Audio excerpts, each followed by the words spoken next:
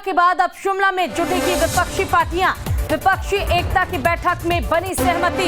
शिमला में आगे की रणनीति पर मंथन किया जाएगा। 10 या 12 जुलाई को शिमला में होगी अगली मीटिंग। बैठक में तय होगा कौन कहां से चुनाव लड़ेगा। बिहार में घंटों तक चली विपक्षी दलों की महाबैठक में शामिल हुए तमाम नेताओं ने आगामी लोकसभा चुनाव में बीजेपी के खिलाफ एकजुट होने पर मंथन किया।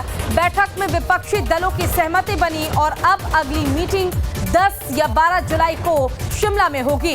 इसमें अंतिम फैसला लिया जाना है। दरअसल शुक्रवार को पटना में 15 विपक्षी दलों की एकजुटता देखने को मिली और बैठक हुई, जिसमें ममता बनर्जी, अरविंद केजरीवाल, भगवंत मान, एमके स्टालिन समेत 6 राज्यों के सीएम और अखिलेश यादव, उद्धव ठाकरे, महबूबा मुफ्ती समेत 5 राज्यों के पूर्व सीएम शामिल हुए। राहुल गांधी और कांग्रेस अध्यक्ष मल्लिकार्जुन खड़गे भी बैठक में मौजूद रहे। बैठक में 2024 के लोकसभा चुनाव और पीएम नरेंद्र मोदी के साथ ही बीजेपी को सत्ता से हटाने को लेकर रणनीति पर चर्चा की गई। ज्यादा जानकारी के लिए हमारे साथ हमारे संवाददाता सनी जुड़ गए हैं। सनी, विपक्षी एकजुटता को लेकर बैठक हो गई है, लेकिन बैठक के बाद अब अगली बैठक शिमला में जो होनी है, इसको लेकर चर्चा की गई थी। क्या जानकारी? देखिए, शिमला में जो बैठक होनी है उसमें मुख्यतः इस बात पर चर्चा की जाएगी कि आने वाले दिनों में जो ये गठबंधन है उसका चेहरा कौन होगा। आने वाले दिनों में इस बात को लेकर चर्चा की जाएगी कि एक सीट पर एक ही प्रत्याशी को कैसे उतारा जाए। जो गठबंधन है उस गठबंधन के अंदर एक रोड मैप तैयार किया जाएगा कि कौन कौन से वो एजेंडे हैं जो 2024 चुनाव के लिए भारतीय जनता पार्टी के खिलाफ अगर उठाया जाए तो जनता के मत को प्राप्त किया जा सकता है। शिमला की बैठक में इस बात पर भी चर्चा होगी संभवतः कि देश के प्रधानमंत्री उम्मीदवार के तौर पर कौन होगा। कहीं ना कहीं कई मुद्दे हैं जिसको लेकर कल चर्चा नहीं हो पाई। कल सिर्फ विपक्षी एकता को लेकर सभी नेताओं की सहमति हुई है। हालांकि जितने भी मुद्दे हैं उसके अलावे सभी मुद्दों पर चर्चा शिमला के अंदर होगी। जो दल नाराज हैं उनको भी बुलाए जाने की बात चल रही है, जो दल नहीं आ पाए उनको भी बुलाए जाने की बात चल रही है। तो कहीं ना कहीं शिमला के अंदर जो बैठक होनी है, जहां विपक्ष के लोग एक मंच पर आकर आने वाले दिनों की रणनीति, मुद्दों और चेहरे को लेकर चर्चा कर सकते हैं। बिल्कुल सनी, देखिए, लेकिन पहली बैठक के बाद से ही जो नाराजगी देखने को मिली है, चाहे हम अरविंद केजरीवाल की बात कर लें, ममता बनर्जी की बात कर लें, जो नाराजगी देखने को मिली है, क्या उम्मीद है कि मतलब अगर दूसरी बार बैठक होती है, तमाम पार्टियां जो नहीं आ पाई वो अगर आती भी है तो नाराजगी उस समय खत्म किया जाएगा? क्योंकि आम आदमी पार्टी ने तो साफ शर्त रख दी है कांग्रेस के सामने कि आप हमें सपोर्ट कीजिए, तभी विपक्षी एकता संभव है आम आदमी पार्टी के साथ।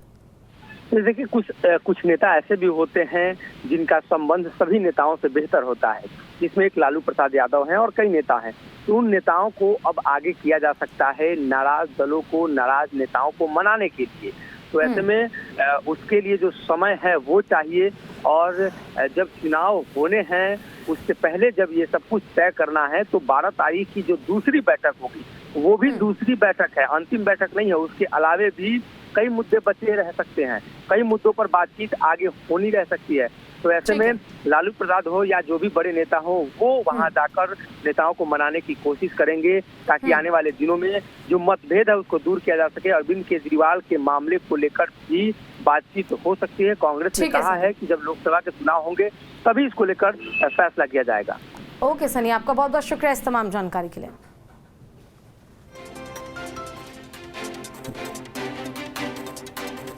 और बहुत अच्छे ढंग से और सब लोगों ने माना है कि हम लोग मिलकर के चलेंगे और देश के हित में है। अभी जो भी शासन में है वो देश के हित में काम नहीं कर रहे और सारे इतिहास को बदल रहे हैं। आज़ादी की लड़ाई को भी भुलवा देंगे। तो एक एक चीज जो काम हो रहा है उस सबको लेकर के सबकी चिंता है, इसलिए सब लोग एकजुट रहेंगे। तो आज बहुत अच्छे ढंग से बातचीत हो गई है और हर चीज के बारे में, कोई भी किसी राज्य के बारे में भी, वहाँ की सरकार के बारे में कोई एक चुनौती आती है तो सब लोग एक साथ कहे कि नहीं साहब सब लोग रहेंगे। महाराष्ट्र में क्या ये ऐसा सभी स्ट्रैटेजी करके निर्णय लेंगे और आगे भी फिर इस यूनिटी को बढ़ाने के लिए हम लोग पूरे काम करेंगे।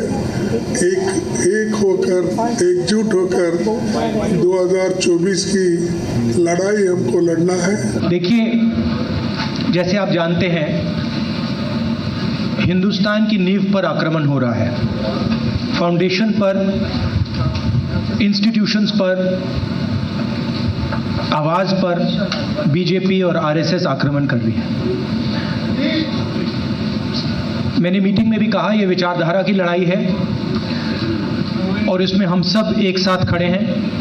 अगर ये चुनाव में फिर वो लोग आ जाए तानाशाही गवर्नमेंट, तो नेक्स्ट देश में चुनाव ही नहीं होगा, ऐसा लोगों को कहना है। इसी के लिए हम लोगों ने 3 चीज पे जोर दिया है। 1, we are united. 2, we will fight together. 3, next meeting Shimla में होगा। 4, जो भी पॉलिटिकल वेंडेटा बीजेपी ले आएगा, हम लोग एक साथ में एक कट्टर लड़ाई करेंगे।